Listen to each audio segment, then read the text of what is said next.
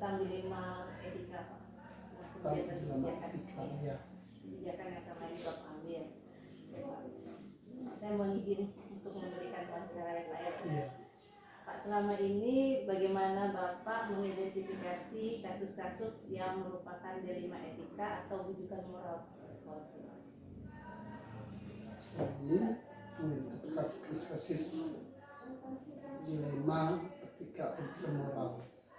Nah, di sini saya sebagai selaku tunggawa tidak memiliki prosedur yang baku tentang etika, tentang dilema etika maupun moral. Kenapa? Nah, kita selalu mengusahakan jalan musyawarah mufakat antara guru dengan pak sekolah dan juga dengan wakil pak sekolah dan juga pak sekolah wakil pak sekolah bagian kurikulum dan juga pak sekolah wakil kesiswaan. Ingat siswa kita ini kecil, nah kita hanya menggunakan 2 wakil pak sekolah, ingat kesiswaan dan juga kurikulum. Nah, kalau kita memperhatikan rujukan moral di sekolah kita ini selalu kita menggunakan secara mufakat. Itu kita perlu perhatikan. Kalau perlu kita bisa melibatkan komite, ya. Agar komite ini juga mengetahui apa pekerjaan kita di sekolah.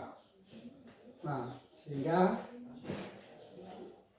kita di sekolah ini komite bisa menceritakan di masyarakat bagaimana proses atau prosedurnya menyelesaikan masalah rujukan moral tadi dengan etika dan sebagainya.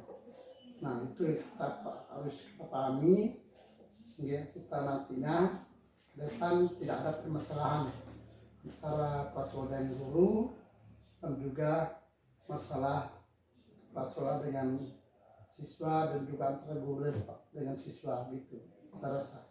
Pak, kalau ada kasus-kasus nih Pak, di mana ada 2 kepentingan yang sama besar atau sama-sama mengandung nilai kebajikan, bagaimana Bapak dalam mengambil keputusan? Kasus kebajikan ini mengandung nilai moral gitu, nilai moral, nilai disiplin, jujur, pendawa, integritas itu. Nah, kalau kita mengajukan pertanyaan seperti itu, nah, perlu kita perhatikan kasus-kasusnya terlebih dahulu, ya. Bagaimana misalnya kasus rujukan moral tadi. Nah, kita memperhatikan sejauh mana kita mengidentifikasi secara khusus untuk kita juga perlu mempelajari untuk menyimpulkan terhadap kasus-kasus terjadi di sekolah kita.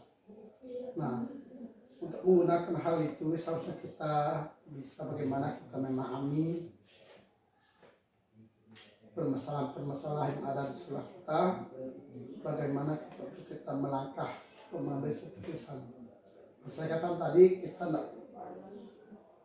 saya tidak memiliki prosedur yang baku terhadap permasalahan kasus-kasus yang ada. Kita selalu bertanya dengan dewan guru, dengan bapak kepala sekolah dan sebagainya.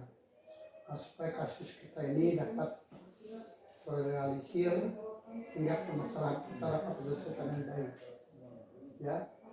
Nah, ini kan langkah atau prosedurnya ini tidak ada yang baku Pak ya. Iya. Berarti Bapak mencari musyawarah, ya. Guru, wakil dan juga komite. Berarti komite juga dimasukin gitu Pak. Iya. Hal-hal apa saja yang selama ini Bapak anggap efektif dalam mengambil keputusan pada kasus dilema? masalah efektif kasus dilema. Saya rasa masalah ini kita sebagai mengambil keputusan, kita memperhatikan, kita selalu mentinggali informasi, mencari informasi kemana-mana, baik mahasiswa, guru, wakil pak sekolah dan sebagainya. Bagaimana kasus-kasus, bagaimana permasalahan yang ada. Nah, sehingga kita dapat menentukan pilihan-pilihan kita, sehingga nantinya kita mengambil keputusan yang terbaik, ya. Bisa kita langsung tanpa tanpa mencari informasi, tanpa mencari tahu permasalahan langsung diputuskan. Tidak bisa, harus mencari informasi dulu, mencari tahu dulu, baru kita bisa mengambil keputusan, ya. Nah, setiap keputusan itu tidak bisa diganggu gugat lagi apabila sudah diputuskan. Saya rasa itu ada. Lalu Pak, ada tantangan Pak dalam mengambil keputusan? Nah, itu tadi dia. Apabila tidak dicari tahu atau tidak dicari informasi, itu biasa terjadi tantangan. Nah, sehingga guru komplain, siswa komplain, kadang orang tuanya datang komplain di sekolah kita, ya. Nah, tapi kalau kita mencari informasi dulu, mencari tahu dulu masalah yang ada, nah, saya rasa keputusan itu pun tidak ada yang mengganggu. Nah, ya. Kalau mencari informasi dulu ya Pak ya. Iya. Apakah ada jadwal Pak dalam menyelesaikan kasus, misalnya dalam menyelesaikannya di tempat langsung atau dalam bentuk prosedur seperti ada proses-prosesnya? Oh, keputusan itu melalui proses, ya. Nah, tapi tidak buat waktu kapan, ya. Nah, apabila kita misalnya guru berkasus, kita selalu mencari solusinya, mencari ruang, ya. Nah, sehingga apabila ada waktu luang guru tersebut, baru kita panggil gurunya, kita kompromi bersama, berhadapan bersama, sehingga keputusan itu kita dapat mengambil keputusan. Iya. Misalnya kalau dulu ada kasusnya, misalnya di hari Senin, apakah Bapak langsung mengambil tindakan hari Senin atau cari informasi dulu hari berapa ke depannya? Yang cari informasi dulu, bertanya dari guru, bagaimana, tanya dengan bakal laki-laki kita, ya keputusan itu dapat dilaksanakan waktu kita manggil dan nanti. Jedanya paling lama berapa? Ya paling sehari 2 hari. Harus selesai Iya, kasus tersebut. iya. Nah, kita kena mungkin lama-lama malah baru kasus nanti mungkin muncul lagi kasus lain. Adakah seseorang atau faktor yang selama ini mempermudah atau membantu Bapak dalam mengambil keputusan dalam kasus dilema etika di sekolah? Nah, itu tadi untuk mempermudah faktor dilema kita itu tadi dari sumber-sumber itu tadi, sumber dari siswa, dari guru, dari wakil kepala sekolah, dan juga dari komite.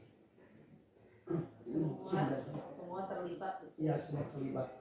Tak mungkin kita mengambil keputusan tanpa dipengetahui yang lain, tanpa memberitahu yang lain, kita langsung putuskan, tidak bisa. Ya.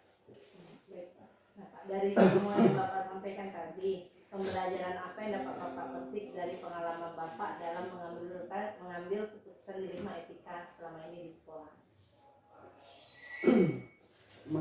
Mengambil satu keputusan, pengalaman saya dan mengambil keputusan, kita mempelajari dulu tentang kasus-kasus yang ada, ya. Mempelajari dulu kasus-kasus yang ada. Dan saya ke guru, kasus guru ini masalah kurang masuk, ya. Nah, mungkin kita langsung panggil guru tersebut, langsung ambil keputusan. Misal guru honor kurang masuk, langsung kita ambil keputusan, besok kamu berhenti, tidak mungkin. Kita mencari tahu dulu, mencari sumbernya dulu. Mencari informasi dulu, apa masalahnya dan sebagainya. Nah, kalau memang masalahnya memang fatal, atau kecuali dia mengundurkan diri barulah langsung ambil keputusan. Nah, tapi sementara dia masih mau bekerja di sini, kita pertimbangkan dulu, memperhatikannya apa permasalahan kasusnya. Nah, nah, nah, ya, menggunakan nilai-nilai seperti disiplin, rasa keadilan, supaya ya, ya kasihan, rasa kasihan juga ya Pak itu ya, yang terutama. kasihan yang jadi melihat juga kalau kasus salah satu kasus yang Bapak hadapin kan kehadiran guru ini, jadi dengan pertimbangan-pertimbangan untuk mencari sumber dulu ya Pak kan, Ya, informasi dari guru, siswa, guru-guru lainnya gitu, terhadap kasus tersebut. Oke Pak, terima kasih ya Bapak ya atas wawancara hari ini. Semoga selama menjadi kepala sekolah Bapak bisa menyelesaikan segala kasus dengan baik di SMA kita. Terima kasih Pak.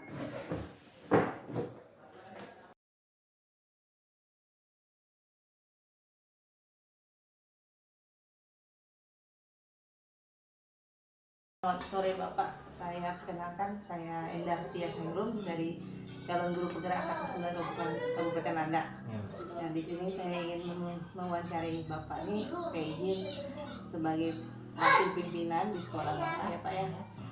Ada beberapa panduan pertanyaan mengenai kebijakan atau etika moral, bukan dilema etika atau wujudan moral. Nah, pertanyaan pertama nih Pak. Selama ini bagaimana Bapak mengidentifikasi kasus-kasus yang merupakan dilema etika atau wujudan moral? Baik, terima kasih Bu pertanyaannya. Langsung saja, pertama-tama yang harus dilakukan ialah menganalisis nilai maupun prinsipnya. Nah, apakah nilai tersebut dapat menjadi pertimbangan apakah terdapat konflik antara nilai-nilai yang mungkin saling bertentangan dan bertentangan dengan prinsip-prinsip etika dan moral yang diterima secara umum. Itu yang pertama. Yang kedua, yang dapat kita lakukan, coba kita melihat dari sudut pandang yang berbeda. Mengingat tentu orang lain yang ada di sekitar kita juga memiliki sudut pandang yang berbeda, dan tentu sudut pandang yang berbeda juga berkaitan dengan etika dan moral yang mereka anut. Nah, kemudian bahwa pendekatan yang diambil dalam kasus yang tersebut melibatkan rujukan moral, yaitu memanfaatkan kesadaran moral individu untuk mempengaruhi keputusan mereka. Yang ketiga yang dapat kita lakukan mungkin dengan melakukan diskusi dan konsultasi. Nah, jika kita masih meragukan apakah kasus tersebut melibatkan dilema atau etika, masih meragukan statusnya, maka yang perlu dilakukan juga kita berdiskusi dengan orang lain yang memiliki pemahaman etika dan moral yang baik. Selanjutnya, berbagi dan mendengarkan sudut pandang mereka dapat membantu mengklarifikasi apakah kasus tersebut melibatkan dilema etika atau wujudan moral. Ya. Lalu bagaimana selama ini Bapak mengambil keputusan di sekolah, terutama kasus-kasus di mana ada dua kepentingan yang sama-sama benar atau sama-sama mengandung nilai kebajikan? Itu yang kedua ya, sama kedua.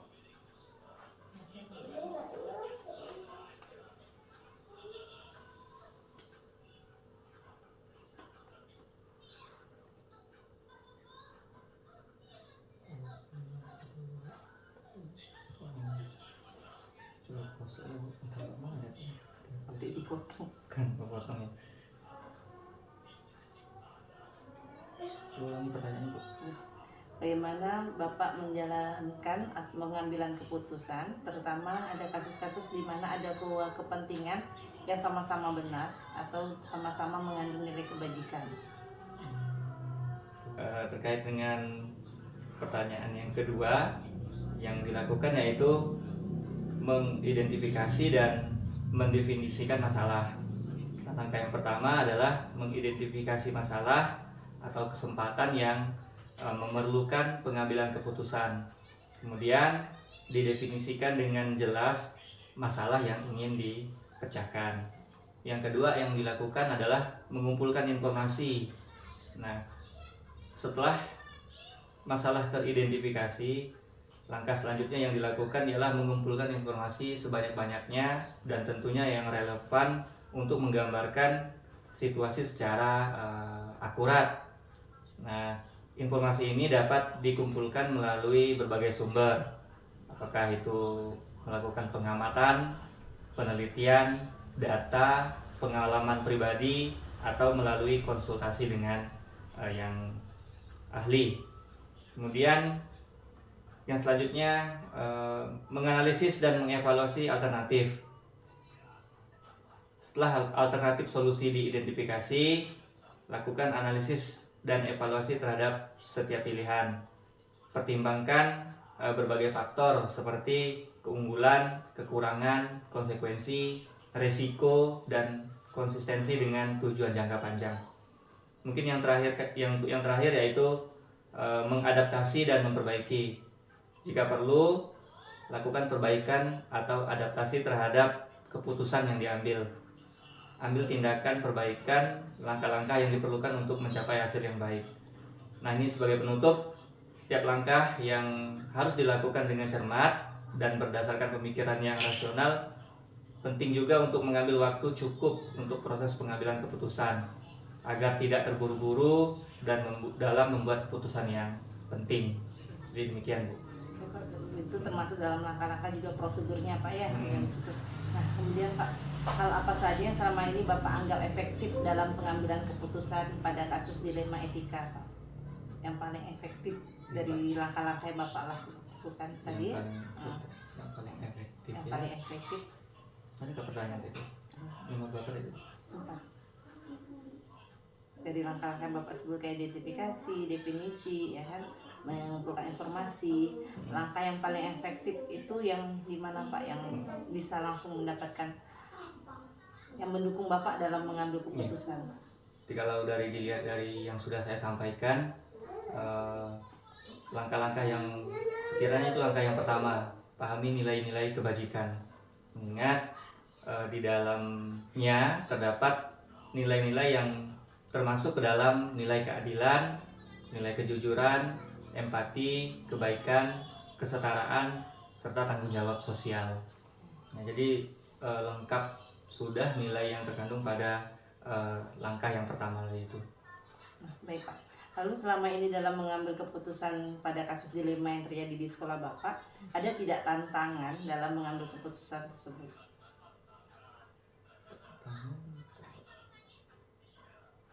Oke.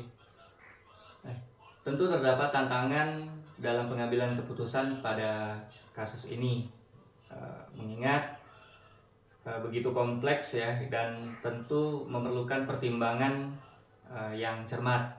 Nah, dalam hal ini dapat saya kemukakan tantangannya. Yang pertama yaitu kompleksitas nilai-nilai. Nah, dilema etika sering muncul di saat nilai-nilai saling bertentangan, yang dimana ketika saling bertentangan harus dipertimbangkan. Nah, memilih di antara nilai-nilai yang berbeda seperti keadilan, kebebasan, tentu menjadi sulit dan sedikit membingungkan. Itu yang pertama. Yang kedua, dan yang tak kalah penting, yaitu keterbatasan informasi. Dalam beberapa kasus, mungkin kita melihat di sini semua informasi yang diperlukan untuk membuat keputusan secara etis dan tepat, terdapat ketidakpastian tentang konsekuensi atau jangka panjang dari keputusan, dapat membuat kita ragu-ragu. Terus yang ketiga yaitu adanya konflik kepentingan. Nah, dalam kasus dilema etika seringkali terdapat konflik antara kepentingan berbagai kelompok maupun individu. Nah, untuk memenuhi kebutuhan kepentingan semua pihak bisa sulit atau bahkan tidak mungkin. Nah, itu yang ketiga. Kemudian yang terakhir mungkin beban moral serta emosional.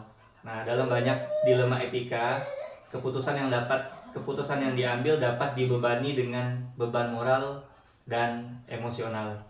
Nah, kemungkinan adanya konsekuensi yang tidak diinginkan atau merugikan dapat menyebabkan stres dan perasaan bersalah. Jadi penutup, menghadapi tantangan-tantangan ini penting untuk mengembangkan pemahaman etika yang baik, mengeksplorasi berbagai sudut pandang atau perspektif, dan mempertimbangkan dampak jangka panjang dari keputusan yang telah kita ambil. Nah, berkonsultasi dengan rekan atau ahli etika juga bisa membantu dalam mengambil keputusan yang lebih baik. Jadi demikian, Bu. Jadi kita perlu berkonsultasi dengan rekan sejawat di daerah Pak ya. Ya, Bu. Kemudian Pak, apakah ada jadwal tertentu dalam penyelesaian kasus dilema ini ya? Misalnya apakah langsung diselesaikan di tempat atau memiliki sebuah jadwal untuk menyelesaikannya? Atau adakah bentuk atau prosedur yang akan dijalankan? Jadi terkait jadwal itu bisa bersifat situasional. Nah, kadang kalau dilema ataupun konflik itu datang pada saat yang bersamaan dan rekan-rekan ataupun ahlinya ada, rekan kerja kita ada, maka pada saat itu juga bisa langsung kita diskusikan ataupun kita pecahkan masalah. Namun kalau dilema konfliknya datang, namun kita merasa tersendiri, tentu kita memerlukan teman untuk dapat sharing terkait dilema ini. Lalu Pak, adakah seseorang atau faktor yang selama ini mempermudah Bapak atau membantu Bapak dalam mengambil keputusan dalam kasus-kasus dilema etika? Mudah ya. Tentu ada faktor yang mempermudah. Yang pertama, informasi yang lengkap dan akurat. Jadi adanya informasi yang cukup dan akurat sangat penting dalam pengambilan keputusan yang baik. Nah, informasi itu bisa kita peroleh apakah dari rekan kerja atau kita yang menemukan sendiri. Nah, itu. Kemudian data yang lengkap. Nah, jadi dengan adanya data yang lengkap, kita dapat melihat situasi lebih objektif dan diharapkan keputusan yang kita ambil akan menjadi lebih baik. Nah, yang kedua mungkin tujuannya jelas. Nah, ketika memiliki tujuan yang jelas, memudahkan kita dalam pengambilan keputusan. Kita perlu mengetahui apa yang ingin kita capai dan pertimbangkan apakah keputusan yang kita akan ambil itu sudah sesuai dengan tujuannya. Terus yang ketiga, evaluasi risiko. Nah, yang perlu kita lakukan mengidentifikasi dan mengevaluasi risiko yang terkait dengan keputusan. Nah, ini sangat penting dengan mempertimbangkan kemungkinan hasil yang berbeda dan dampaknya membantu kita membuat keputusan yang lebih masuk akal. Nah, jadi kira-kira terus yang terakhir yang nggak kalah penting yaitu intuisi ya, bisikan hati ya. Nah, selain faktor-faktor yang didasarkan pada logika dan analisis, keputusan dapat juga didasarkan pada intuisi. Nah, yang dimana intuisi ini dapat memberikan pandangan yang lebih luas atau pemahaman yang lebih dalam tentang situasi, sekalipun itu sulit dijelaskan secara akal sehat. Nah, jadi itu, Bu.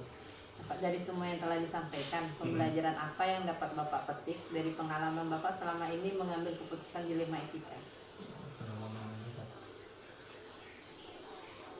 Pengalaman yang dapat, pembelajaran yang Bapak petik ketika memutuskan. Pembelajaran yang dapat saya petik yaitu saya lebih berhati-hati dalam setiap mengambil keputusan. Dalam hal ini lebih objektif, kemudian lebih bijak, yang dimana sebelum mengambil keputusan tentu dipertimbangkan dengan matang, dan tak lupa juga mendengarkan intuisi tadi, Bu. Mungkin demikian. Setelah logika, kita juga harus mempertimbangkan intuisi kita. Nah, karena ada nilai. kita bertanya pada hati kita kan, apakah udah pas belum keputusan yang saya ambil. Baik Pak, terima kasih. Demikian pertanyaan-pertanyaan saya tanyakan. Saya ajukan di wawancara tentang dilema etika ini. Ya, Bu. Terima kasih Pak. Semoga Bapak sukses dalam memimpin sekolah.